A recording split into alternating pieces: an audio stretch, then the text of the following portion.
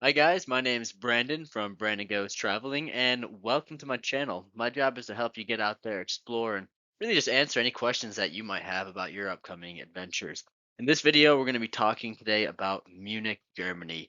And before I get started, this place holds a special place in my heart because it is home to the one and only Oktoberfest. So before I get into really what we're looking at here, one of the things I really recommend doing while you're in Munich is doing one of the walking tours, and that is because the guides there will be able to show you really everything in Munich. I mean, it's not really that big of a city. But also, they'll be able to point out different buildings and be able to explain the historical significance behind those buildings because they are very unique and they do stand out amongst the crowd especially when you compare them to other European cities. So what we're looking at here specifically though is Marienplatz, and Marienplatz is essentially the town center in Munich. It was founded in the 12th century, and one of the things that's really interesting about this building is it also houses one of the glockenspiels right here in this building, and it goes off a few times a day. And one of the things that's interesting about this glockenspiel is it depicts a few stories. One being a wedding, a jousting event, and then also this dance that essentially was said to cleanse the city. You could also take tours of this building. It's about 400 rooms and has about 600 people working for it. But yeah, I have a little short video here just kind of going over the Glockenspiel and kind of what I saw. You might hear a little bit of the guy speaking from the walking tour, which is why I do really recommend doing it because, it's so full of information. Royal wedding. This royal wedding essentially lasted a little over 2 weeks long and cost one third of the city's budget to put on. Gives you an idea of how extravagant he was, right? Anyway, this royal wedding, lots of feasting, drinking, dancing, all that fun stuff. But the main event was a jousting competition that took place. So yeah, like I was saying, just some valuable information from the tour guide there on the walking tour. And it is really worth doing, and I would highly recommend doing that. Also, just to point out another interesting fact about the Glockenspiel is it's actually manually powered. So there is a part in the Glockenspiel while turning around where there's actually an employee that has to time the specific spot every single day, 365 days of the year. Otherwise, the Glockenspiel, it won't perform as it should. So just another interesting fact, and I would definitely recommend checking this out if you go to Munich. So one of the other things I learned about Munich on this trip was that before World War II actually kicked off, Hitler sent out this guy to go out and tour all of the streets in Munich. You know, take down proper photography, jot down every nook and cranny of Munich because he knew that Munich and other German cities were going to be bombed to oblivion, and they were going to want to rebuild after the war. Now, naturally, we all know that Germany lost the war, which then also meant not only were they in financial ruin, but they were also in ruin, physically due to the amount of loss of people as well as, their buildings. And one of the things I thought was interesting about this building, so what it's showing is the old residence here, one of the, what used to be the Bavarian Palace. And if you look really closely, you'll actually see that the monuments that are and the beams that are on the structure are painted on.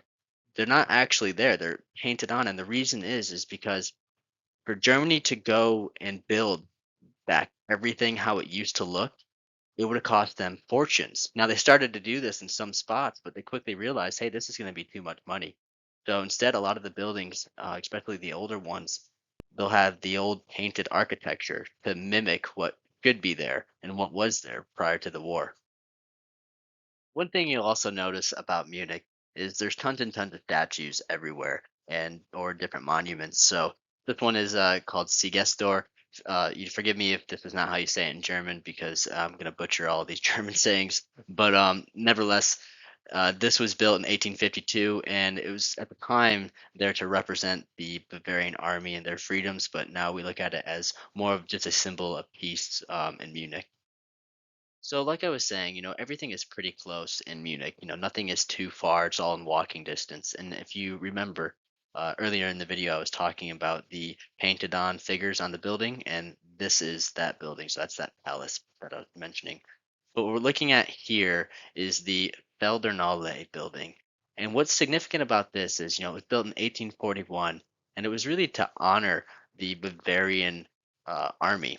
And it kind of just maintained that war, um, that war monument. The Bavarians and the Germans at the time were very proud about, their military, and they wanted to show it off. But another thing that's interesting about this building is it was the site of Hitler's coup in 1923.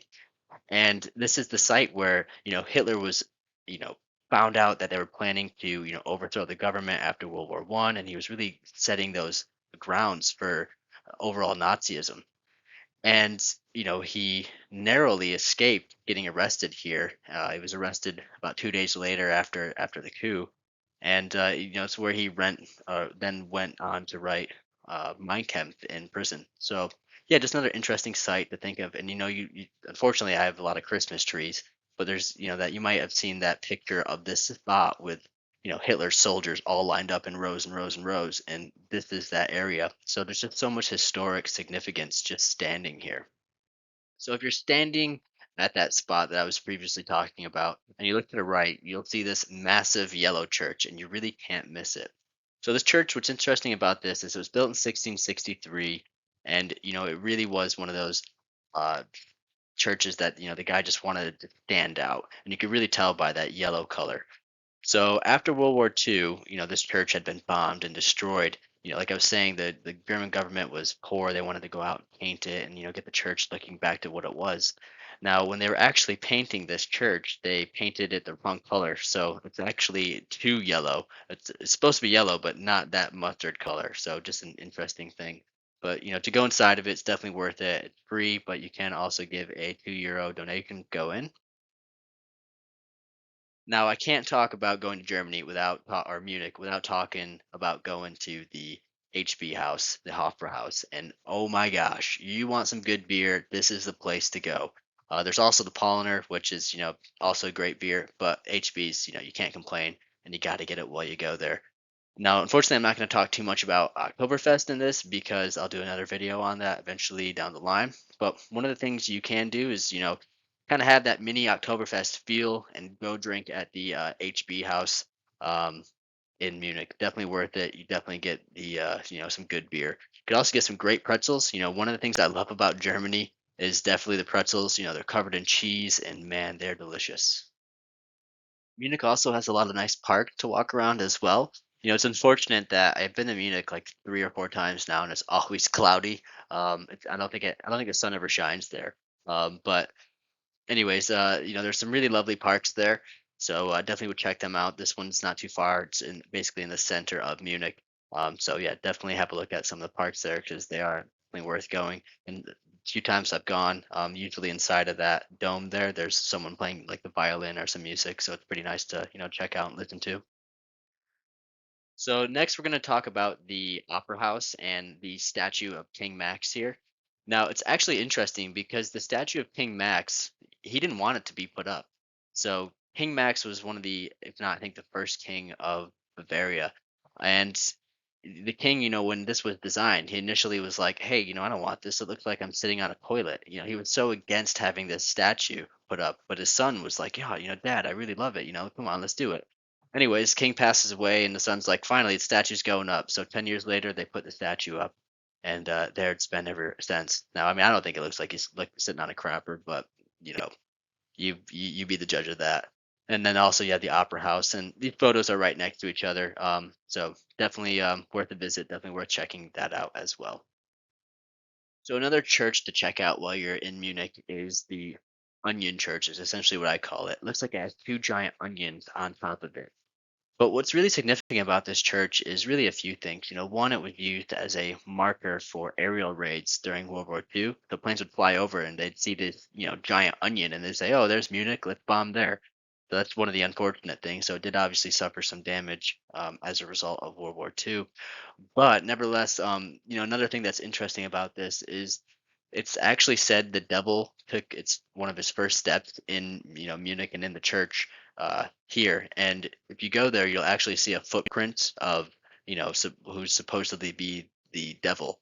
Um, now, I don't know whose footprint it is, but nevertheless, that's what they say it is, and also a spot to check out while you're in Munich. It's also not too far from the market, so I would definitely give the market a go while you're there. Some really good food, as well as just different items that you can really only get in Germany. So I would definitely check that out.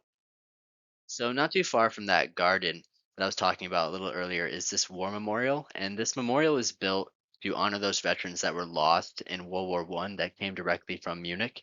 And one of the things you realize while you're in Munich is there's a lot of statues and monuments that honor veterans that were lost.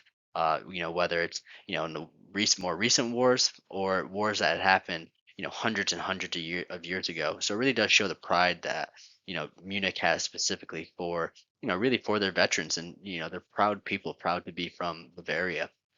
But hey guys, that's gonna do it for this video. I think you only really need 2 days in Munich, to be honest. Anything more than that is probably a little bit too much. If you are there longer, I would say check out maybe Dachau concentration camp, which I'll do a video on a little bit later on down the road, or maybe go to some other more smaller or local scene. You could also hop on over to Salzburg in Austria. But yeah, anyways, drop your comments below if you plan on going to Munich. Tell me what your favorite place is if you've been there. And yeah, as always, if you have any questions, please feel free to reach out. Thanks for watching.